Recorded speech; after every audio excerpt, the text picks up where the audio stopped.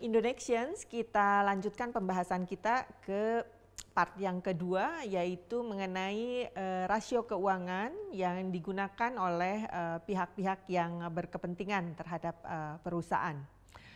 Analisa rasio ini merupakan suatu metode untuk mengkalkulasi dan menginterpretasikan laporan keuangan perusahaan untuk mengakses atau melihat, menilai kinerja dari perusahaan. Tentunya pihak-pihak yang berhubungan dengan perusahaan seperti pemegang saham, kemudian pemberi kredit kepada perusahaan, dan juga manajemen sendiri punya kepentingan terhadap rasio-rasio tersebut. Seperti misalnya para pemegang saham tentunya sangat berkepentingan dengan rasio-rasio yang menunjukkan kemampuan perusahaan untuk menghasilkan keuntungan. Kemudian para pemberi kredit kepada perusahaan atau kreditor punya kepentingan yang sangat besar terhadap melihat kemampuan perusahaan untuk membayar kembali utang-utangnya. Demikian juga manajemen. Manajemen tentunya punya kepentingan yang besar untuk mengetahui bagaimana performance operasional perusahaan selama periode yang dipimpinnya.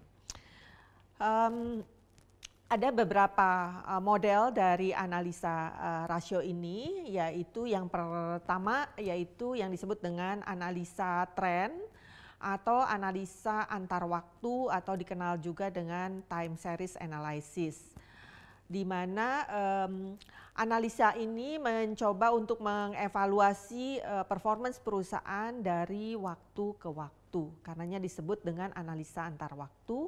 Kemudian yang kedua adalah yang disebut dengan cross sectional analysis atau analisa antar section, di mana cross sectional analysis ini adalah digunakan untuk membandingkan rasio-rasio yang sama antar perusahaan yang berbeda namun dalam industri yang sama. Cross sectional analysis ini digunakan adalah untuk mengkomparasikan perusahaan dengan perusahaan lain pada waktu yang bersamaan.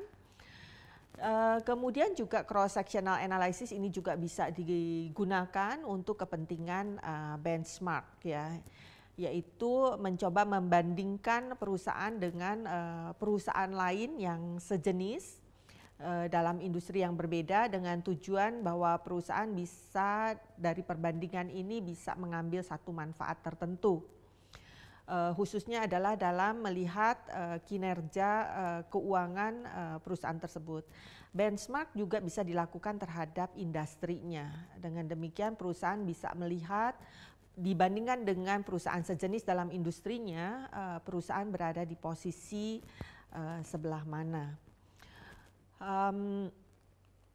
Benchmark juga bisa digunakan untuk melihat atau membandingkan posisi perusahaan dengan para kompetitornya. Ya. Dengan demikian analisa cross-sectional ini atau analisa antar bagian ini bisa juga dilakukan secara kombinasi dengan analisa antar waktunya.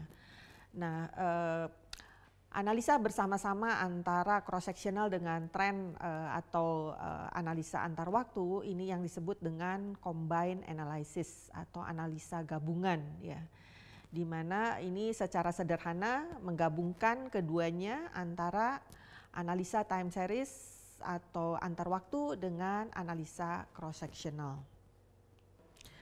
Berikut ini adalah contoh rasio rata-rata dalam satu industri untuk berbagai lini bisnis tertentu, yaitu lini bisnis department store, kemudian elektronika dan komputer, grocery, dan juga otomotif.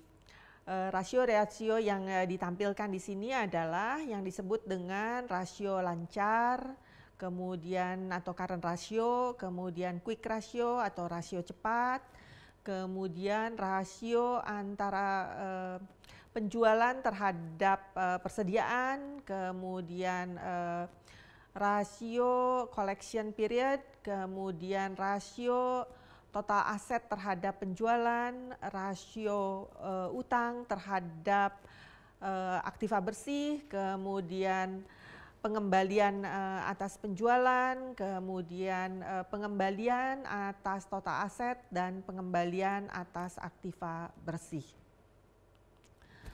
Kemudian juga setelah dihitung rasio-rasionya bisa ditampilkan dalam gambar berikut sehingga kita bisa melihat bagaimana kombinasi atau yang disebut dengan analisa kombinasi ini, yaitu menggabungkan antara analisa antar waktu dengan analisa cross-sectionalnya.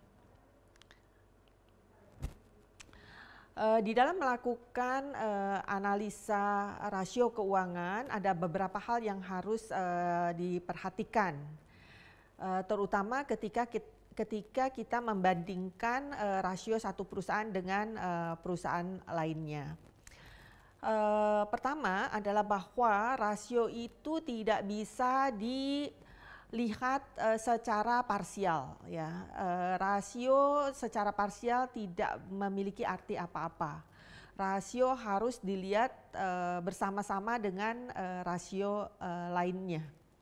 Kemudian yang kedua adalah bahwa laporan keuangan yang dibandingkan tersebut itu harus memiliki tanggal yang sama, ya. Jadi artinya kalau satu perusahaan itu adalah laporan keuangannya adalah tahun 2017, maka perusahaan lain yang dibandingkannya pun dalam cross-sectional tentunya harus pada periode yang sama, kecuali ketika kita bicara mengenai analisa antar waktu atau time series.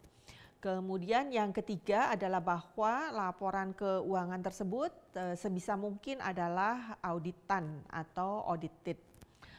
Kemudian juga bahwa laporan keuangan yang digunakan dalam perbandingan atau analisa ini haruslah tentunya disiapkan atau dibangun menggunakan metode atau standar yang sama. Kemudian juga harus diantisipasi possibility adanya gangguan karena inflasi, ya. Jadi di dalam melakukan analisa rasio, poin-poin yang saya sebutkan tadi seyogyanya sudah mendapat perhatian sebelumnya.